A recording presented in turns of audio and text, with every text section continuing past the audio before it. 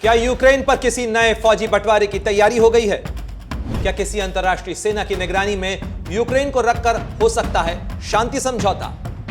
शांति समझौता हुआ तो कौन संभालेगा यूक्रेन के हिफाजत और पुनर्निर्माण का जिम्मा? अंतर्राष्ट्रीय सेना आई तो फिर कहां जाएंगे ज़ेलेंस्की? इन तमाम सवालों पर लगाते हैं दूरबीन। नमस्कार, आपके साथ मैं प्रणय उपाध्याय।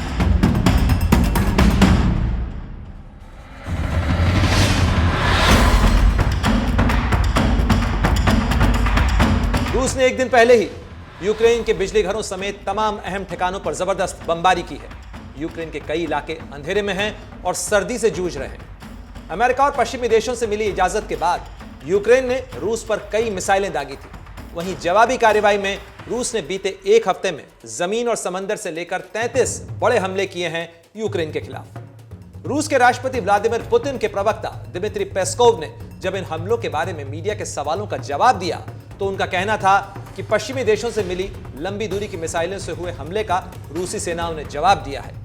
रूसी मिसाइलों ने यूक्रेन के सैन्य और औद्योगिक ठिकानों को निशाना बनाया है, तबाह किया है। रूस के इन हमलों से भड़के व्लादिमीर ज़ेलेंस्की का भी तीखा बयान सामने आया है। ज़ेलेंस्की ने कहा कि रूस चाहता ही नहीं है कि यह लड़ाई खत्म हो, न ही वो चाहता है कि कोई और इस युद्ध को खत्म करवाए। ऐसे में सवाल उठता है कि आखिर इस लड़ाई को खत्म कराने के लिए कौन कोशिश कर रहा है और वो कहां कर रहा है? इस मामले को लेकर जो कोशिशें हुई उनका आखिर अब तक क्या हुआ? इन सवालों पर आगे बढ़ें उससे पहले आपको बता दें कि बीते कुछ दिनों से रूस ने यूक्रेन की सेना को पीछे धकेला है। कथित तौर पर यूक्रेन से अलग हुए दानियास्क और लुहांस्क सूबों के कई इलाकों पर पिछले कुछ महीनों में हासिल हुई ज़ेलेंस्की की फौज की बढ़त को रूस ने पलट दिया है। जाहिर है इसने टेंशन को बढ़ाया है।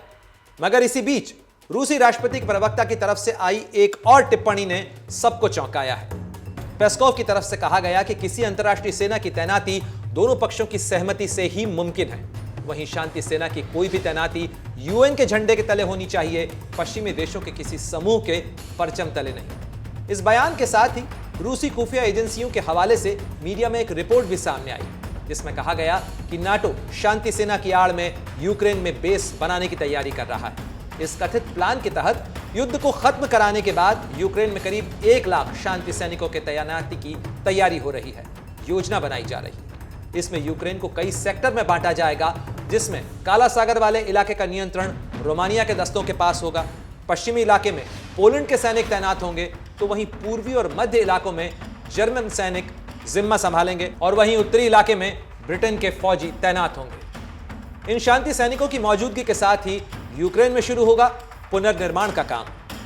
हालांकि रूसी मीडिया की इन खबरों और रूस के अधिकारियों के बयानों पर नाटो या पश्चिमी देशों की तरफ से अभी तक कोई टिप्पणी नहीं आई है।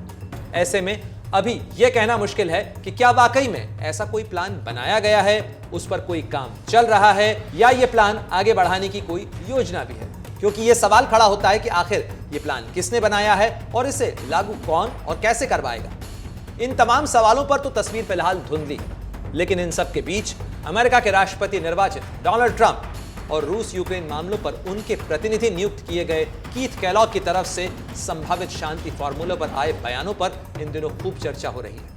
अमेरिका के 47वें राष्ट्रपति बनने जा रहे डोनाल्ड ट्रंप बीते 2 साल से ज्यादा वक्त से लगातार अपनी प्रचार रैलियों में इस बात पर जोर दे रहे हैं कि अगर वो होते तो लड़ाई होती ही नहीं, अगर वो राष्ट्रपति बन जाएं तो जल्दी से वो युद्ध को खत्म करा देंगे। जरा सुनिए आप कि ट्रंप रूस यूक्रेन युद्ध को लेकर अब तक लगातार क्या कहते रहे। Stupidity. They got us into Ukraine. We should have never gone into Ukraine. If I was president, you would have never gone into Ukraine. This is not a charity event. This is an election for the biggest and toughest job in human history. Trump के इन वादों के मद्देनजर उनके सलाहकार बनकर इस जंग के मैदान में उतर रहे पूर्व जनरल कीथ केलॉग की भूमिका बेहद अहम होगी। उनकी जिम्मेदारी होगी कि रूस और यूक्रेन के बीच शांति समझौता कराया जाए, लेकिन अभी उनका यह रास्ता आसान तो कम से कम नजर नहीं आता। केलॉग क्या करते हैं यह अभी कहना फिलहाल मुश्किल है, लेकिन उनके संभावित शांति फॉर्मूले को लेकर काफी चर्चा हो रही है। दरअसल कुछ समय पहले केलॉग ने इस मुद्दे को लेकर एक पॉलिसी पेपर लिखा था, जिसमें कहा गया था कि अमेरिका यूक्रेन को अपनी हिफाजत के लिए हथियार देगा, लेकिन इस शर्त के साथ कि यूक्रेन को रूस के साथ शांति वार्ता की मेज पर आना होगा। वहीं रूस के राष्ट्रपति व्लादिमीर पुतिन को बातचीत की मेज पर लाने के लिए यूक्रेन की नाटो की एप्लीकेशन को निलंबित किया जा सकता है। साथ ही शांति समझौते पर दस्तखत के लिए रूस को प्रतिबंधों से रियायत दी जा सकती है। केलॉग का फॉर्मूला यूक्रेन के पुनर्निर्माण के लिए रूस के तेल कारोबार पर अतिरिक्त आर्थिक कर लगाने की हिमायत भी करता है। हालांकि अभी यह साफ नहीं है कि क्या केलॉग और ट्रंप इस फॉर्मूले पर जनवरी 2025 में सत्ता संभालने के बाद भी कायम रहेंगे, क्योंकि यूक्रेन के राष्ट्रपति व्लादिमीर ज़ेलेंस्की तो अपने विक्ट्री प्लान पर ही आगे बढ़ना चाहते हैं, यानी रूस की हार तक जंग रहेगी जारी। साथ ही यूरोप के कई देश भी व्लादिमीर ज़ेलेंस्की के साथ खड़े नजर आते हैं। इतना ही नहीं, किसी भी शांति फॉर्मूले पर रजामंदी से पहले रूस की मांग क्या होगी और अगर वो मांग पूरी नहीं होती है तो फिर रूस का पैंतरा क्या होगा, ये अभी कतई साफ नहीं है। अमेरिका के मौजूदा राष्ट्रपति जो बाइडेन भी जाते जाते जिस तरह से यूक्रेन और व्लादिमीर ज़ेलेंस्की को हथियारों और अमेरिकी मदद से लाद रहे हैं, उनकी झोली भर रहे हैं, उसको लेकर कई अंतर्राष्ट्रीय जानकार चिंतित हैं। लंबी दूरी की अमेरिकी मिसाइलों के रूस के खिलाफ इस्तेमाल की इजाजत के साथ ही बाइडेन प्रशासन यूक्रेन के लिए करीब 24 अरब डॉलर की मदद भी अपनी संसद से जुटाने में लगा है। इसमें 9 अरब डॉलर के तो केवल हथियार ही यूक्रेन को दिए जाने हैं। अमेरिकी हथियारों की नई खेप के बीच ज़ेलेंस्की जल्दी से किसी बातचीत की मेज पर आ जाएं, फिलहाल ये मुश्किल नजर आता है। साथ ही पुतिन भी किसी अमेरिकी दबाव में आकर शांति समझौते के दस्तावेज पर दस्तखत करें, इसकी संभावना भी कम दिखाई देती है। ऐसे में अगले कुछ महीनों में इस युद्ध के खत्म होने के आसार फिलहाल नजर नहीं आ रहे। रूस और यूक्रेन की लड़ाई 33 महीनों से ज्यादा वक्त से लगातार चल रही है। वहीं इस लड़ाई के और लंबा खींचने की आशंकाओं के बीच ही रूस के रक्षा मंत्री उत्तर कोरिया के दौरे पर पहुंचे हुए हैं।